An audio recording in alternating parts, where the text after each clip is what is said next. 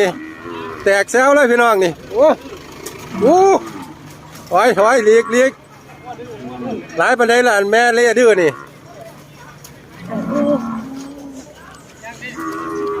ฮอด50,000อยู่บ่ผมนี่49เกือบฮอด5สารมุนวุ่นวายพี่น้องเอ้ยรถโบทันมาสิเอาไปฝากเวียดห้อยคำกับมัน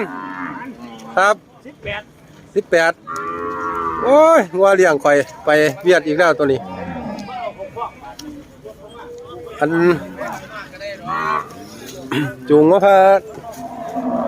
อันนี้แม่เล่ครับ โอ้ยพ่อแม่ข่อย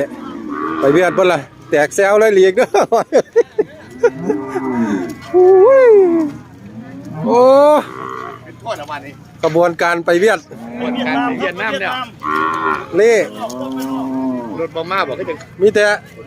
สิไปอันเที่ยวต่างประเทศพางัวไปเที่ยวนอกห้อยน้อยบ่เหงาพี่น้องวันใกล้สิเบิดแล้วบ่ว่าวันกระจูงมานี่ก็เป็นเศร้านี่ผู้มันยังน้ำคุ้มมันเอาเงินนี่อันนี้ผู้นี่พอได้ค่ามาดูโอ้แม่เล่27,000ครับ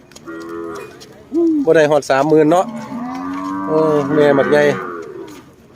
27,000ครับเอ้าเบิ่งเอาพี่น้องบรรยากาศการเอางัวไปเที่ยวต่างประเทศครับเอามารถบ่ทันมาโอ้รถบ่ทันมาครับเพิ่นเลยเอามาเข้าคอก